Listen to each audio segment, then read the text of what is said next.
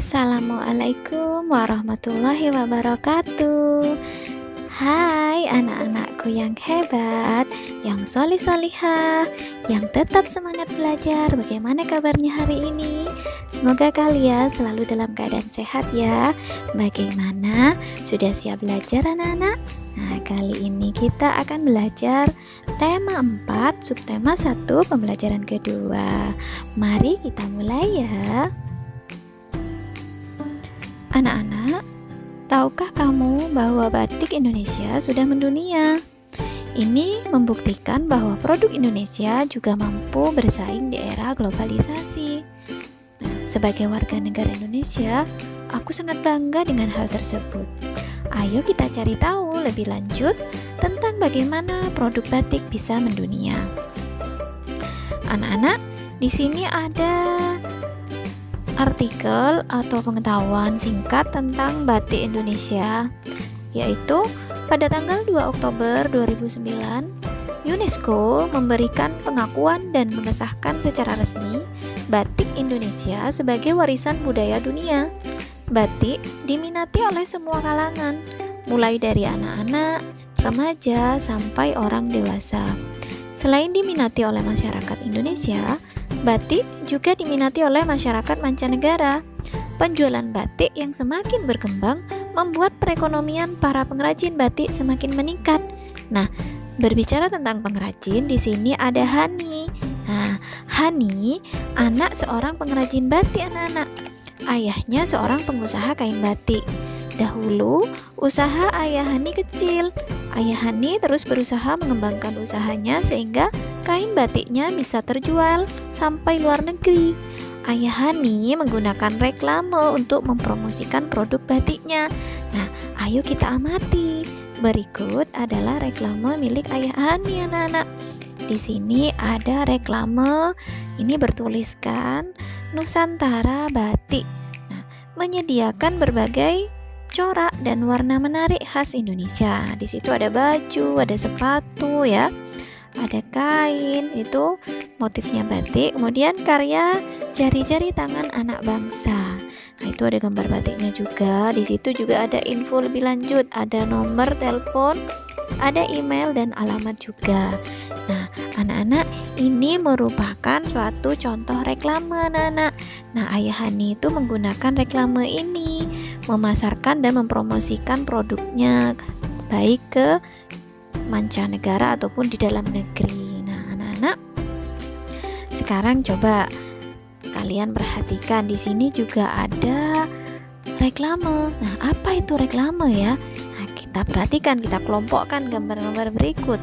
Mana yang termasuk reklame dan mana yang bukan reklame anak-anak. Nah, di gambar pertama itu kan reklamenya ayah Hani ya, yang jelas itu yang gambar pertama itu adalah reklame. Gambar yang kedua itu orang pintar pilih batik Indonesia. Nah, di situ ada tulisan juga, ada gambar batiknya juga. Nah, di situ juga dijelaskan batik Indonesia itu apa. Kemudian gambar ketiga itu ada produk Indonesia. Kenapa tidak? Ya kan? Produk Indonesia kenapa tidak? Nah, itu maksudnya ya. Di situ maksudnya itu produk Indonesia tuh bagus, itu ada jempol ya. Kemudian menyediakan berbagai jenis batik karya Indonesia. Nah, sekarang coba perhatikan manakah yang termasuk reklame anak-anak dan mana yang bukan reklame. Nah, agar kalian lebih paham apa itu reklame, tujuannya apa, dan jenis-jenisnya, ciri-cirinya seperti apa. Jadi kalian nanti bisa membedakan mana yang reklame, mana yang bukan. Nah, ini ada pertanyaan, kita jawab ya bersama-sama. Nah, menurutmu apa itu reklame ya? Reklame adalah suatu media yang terdiri dari tulisan dan gambar untuk menyampaikan informasi anak-anak. Nah, kemudian tujuan reklame itu apa ya? Nah, tujuannya adalah yang pertama, untuk sekedar menyampaikan informasi. Yang kedua, untuk menarik perhatian masyarakat. Yang ketiga, mengenalkan suatu produk kepada khalayak umum. Keempat, mempengaruhi masyarakat untuk membeli suatu produk. Kelima, membangun kesan baik masyarakat terhadap suatu produk. Nah, kemudian apa saja jenis-jenis reklame ya? Jenis-jenis reklame yaitu berupa iklan, spanduk, brosur, poster, baliho, billboard, banner, plakat, dan lainnya. Nah, selanjutnya, ciri-ciri reklame seperti apa? Nah, yang pertama yaitu informasinya jelas dan mudah untuk dimengerti. Selanjutnya yang kedua, memuat informasi yang benar. Yang ketiga, mampu menarik perhatian orang. Dan keempat, mudah diingat. Nah, itu anak-anak merupakan pengertian, tujuan, jenis-jenis, dan ciri-ciri reklame. Nah, dari ketiga itu manakah yang termasuk reklame, anak-anak? Yang mana ya? Iya, semuanya itu apakah reklame? Ayo, kalian bisa ya membedakan mana yang reklame, mana yang bukan. Nah, anak-anak, reklame digunakan untuk menginformasikan, mengajak, menganjurkan, dan menawarkan produk. Reklame dibuat menarik sehingga pembaca ingin mengikuti anjuran atau membeli barang yang ditawarkan. Ada berbagai jenis reklame, diantaranya adalah poster, iklan, plakat, spanduk, selebaran, baliho, buklet, dan lain-lain. Reklame ada yang bersifat komersial dan non-komersial.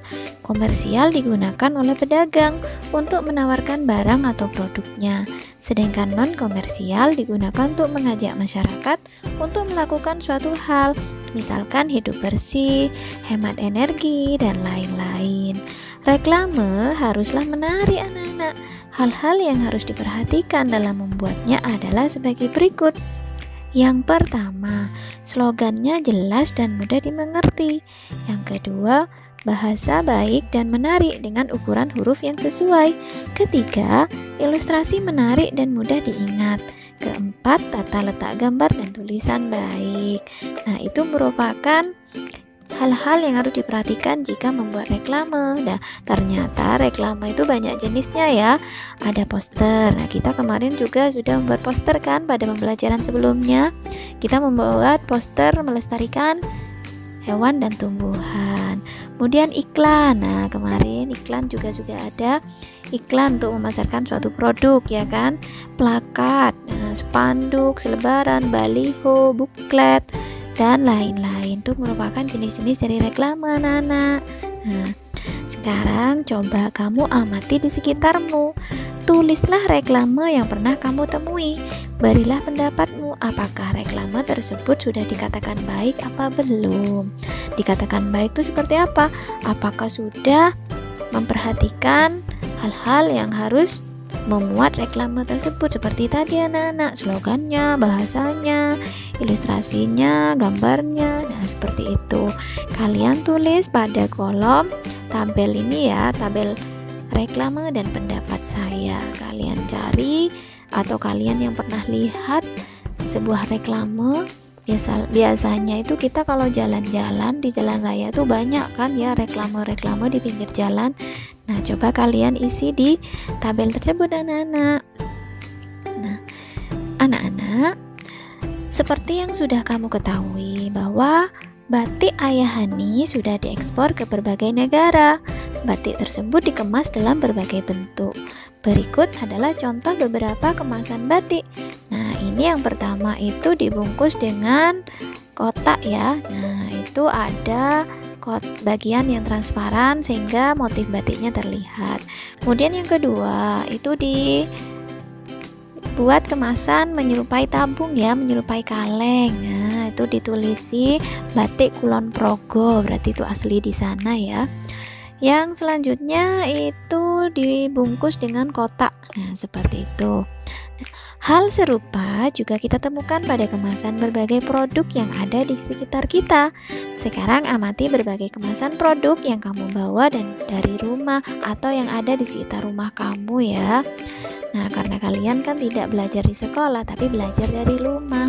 Jadi, kalian perhatikan berbagai kemasan produk yang ada di rumah kalian.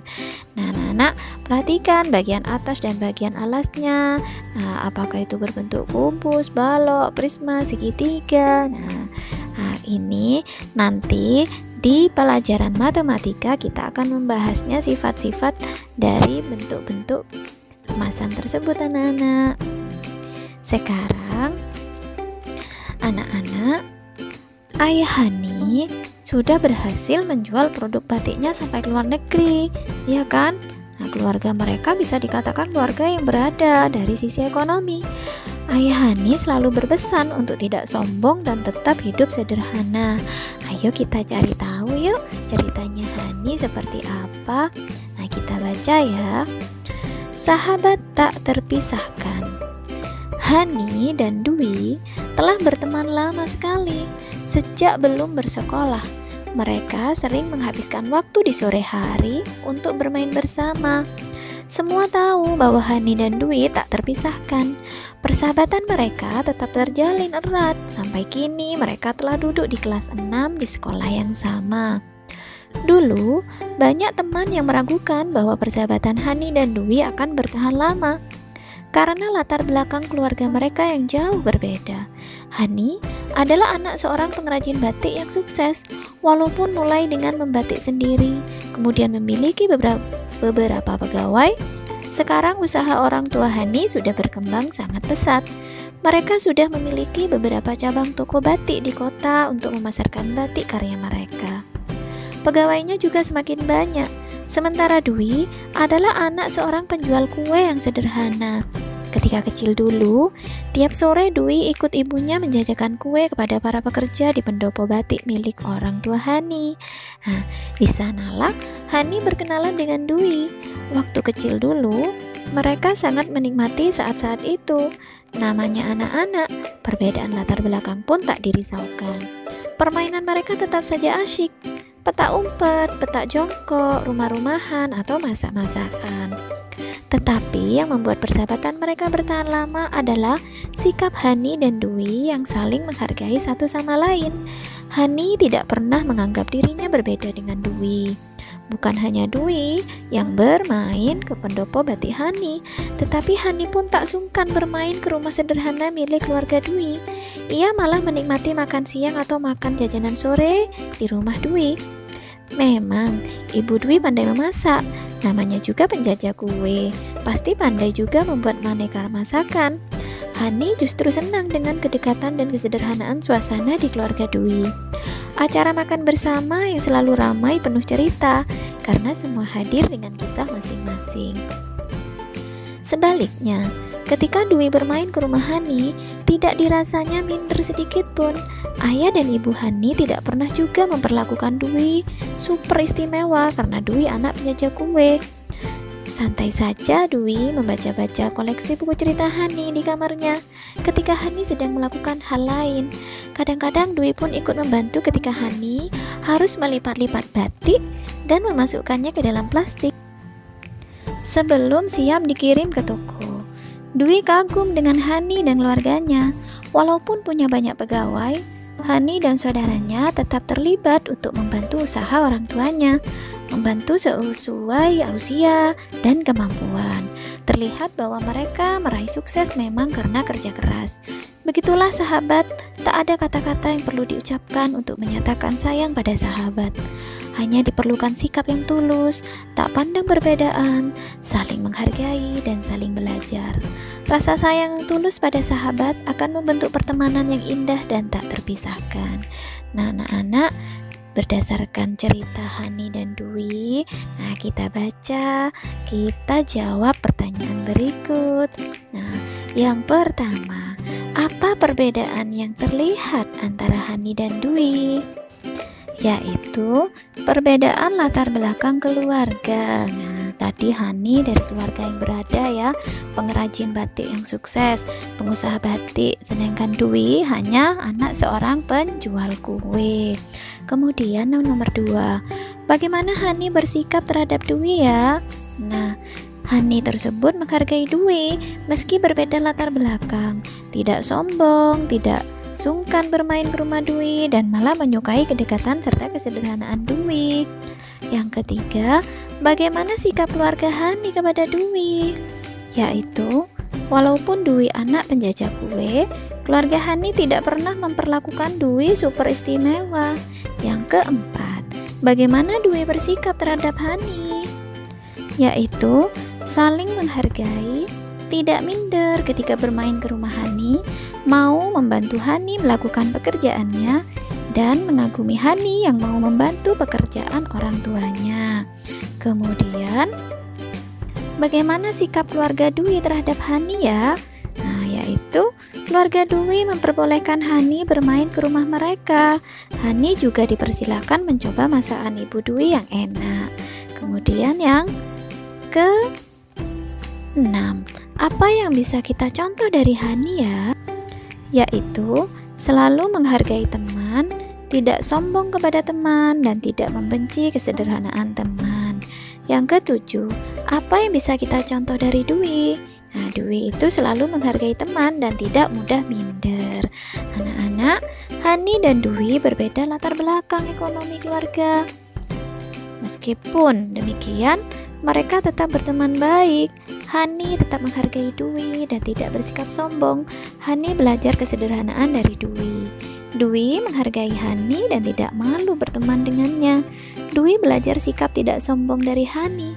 Bagaimana dengan kamu anak-anak? Apa kamu juga merasakan keberagaman ekonomi? Nah, contohlah Dwi dan Hani. Dwi tidak malu dengan kondisi keluarganya dan Hani tidak sombong. Mereka menghargai keberagaman yang ada. Nah, sekarang coba kamu ceritakan perasaanmu membaca cerita Hani dan Dwi tadi ya. Kalian isi pada kolom atau tabel di halaman 20 ya. Kalian ceritakan perasaan kalian di saat membaca cerita Hani dan Dwi. Anak-anak, banyak yang bisa kita contoh dari keluarga Hani. Di era globalisasi ini, jika kita mempunyai kemampuan, keterampilan, dan sikap kerja keras, kita bisa mencapai kesuksesan. Namun, kita tetap harus rendah hati, menghargai orang lain, dan hidup sederhana. Nah, anak-anak, ayo renungkan. Sebutkan 3 hal yang kamu pelajari hari ini. Pertama, kita sebagai orang yang sukses tidak boleh sombong, harus tetap rendah hati dan menghargai orang lain, dan tetap hidup sederhana.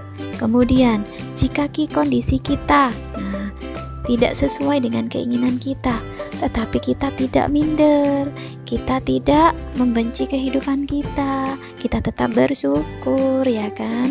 Nah, kemudian kita harus saling menghargai, saling menghormati dengan sesama teman kita walaupun berbeda latar belakang keluarga. Tidak perlu memandang mana yang kaya, mana yang miskin, mana yang sukses, mana yang tidak. Nah, semua adalah sama. Kemudian, apa yang sudah kamu pahami dengan baik? Nah, sama seperti tadi ya, kita dapat ilmu banyak tentang keluarga Hani dan Dwi. Nah, apa ya tadi?